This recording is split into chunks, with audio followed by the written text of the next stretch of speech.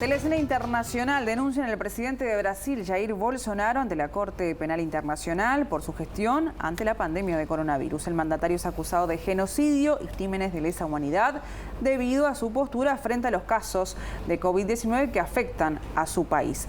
La denuncia fue presentada por organizaciones que representan a más de 1 millón de profesionales de la salud. Contactamos a continuación con el politólogo, periodista y analista internacional, Claudio Fantini. Buenas noches, Claudio, ¿cómo estás? Bienvenido. ¿Qué tal? Muy buenas noches, Rosario, un gusto saludarte. ¿Y tendrá sustento, tendrá viabilidad esta denuncia contra Bolsonaro?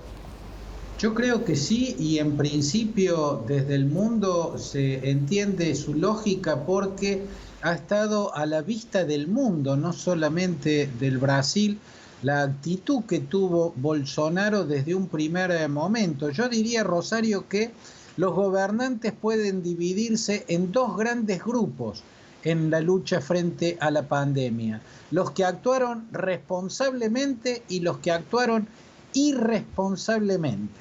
Dentro de los que actuaron responsablemente hubo distintos enfoques de cómo luchar contra la pandemia, incluso enfoques diametralmente opuestos, pero estaba a la vista que se actuaba con responsabilidad. En cambio, una minoría actuó irresponsablemente, a todas luces irresponsablemente. En esa minoría estuvo o está todavía Donald Trump, quien va morigerando su posición, pero en un principio fue claramente irresponsable. El presidente de Nicaragua, Daniel Ortega, en un principio también el presidente de México, Andrés Manuel López Obrador, y de lleno, desde el principio y hasta ahora, el presidente de Brasil, Jair Bolsonaro. ¿Por qué está o encabeza casi la vereda de los que actuaron irresponsablemente frente a la pandemia?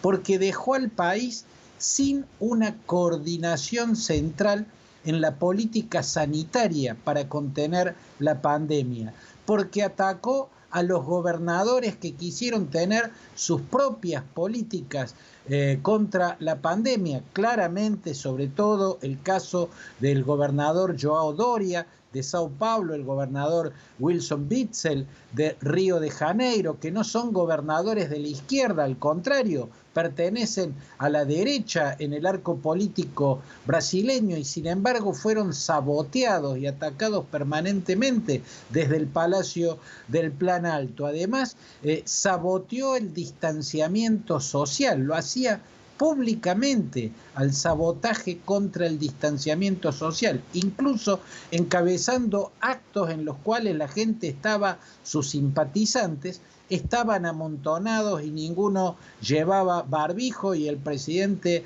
tampoco. Es más, predicó contra el uso del barbijo, difundió el uso de la cloroquina cuando los estudios médicos recomendaban lo contrario, y también estuvo a la vista de todos cómo anuló al Ministerio de Salud.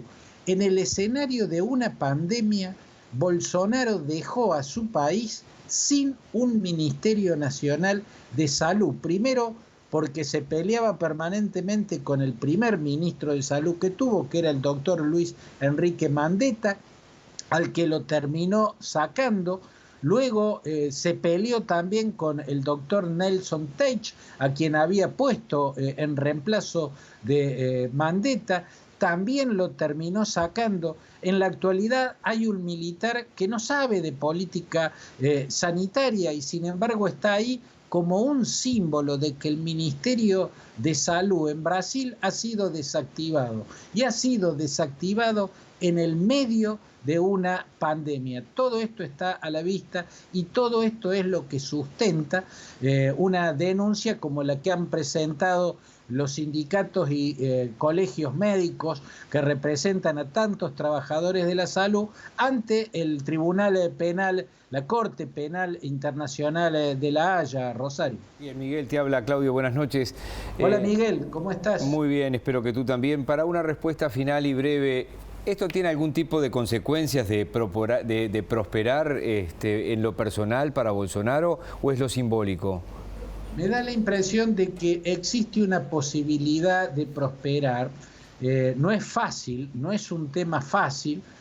También se leen las encuestas desde el extranjero y las encuestas están señalando que por una razón enigmática Bolsonaro está subiendo en la apreciación popular. Como sea, los magistrados de una entidad como la Corte Penal Internacional tienen que tener en cuenta, por ejemplo, y para no citar más ejemplos, voy a citar uno solo, así lo respondo brevemente como me pediste, Miguel, el documento que presentó en un momento determinado el Tribunal Supremo o el Supremo Tribunal Federal, que es la Corte Suprema de Justicia en Brasil.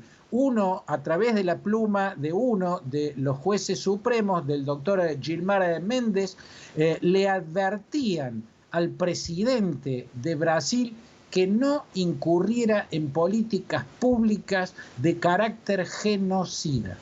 O sea, un pronunciamiento de la Corte Suprema de Justicia de Brasil le advirtió que no incurriera en políticas públicas de carácter genocida. La palabra genocidio en advertencia es nada menos que de los supremos jueces de Brasil al presidente. Y esto hace que una corte como la de La Haya vea un viso de seriedad en esta denuncia y vea un viso de lógica en avanzar sobre esa acusación, Miguel.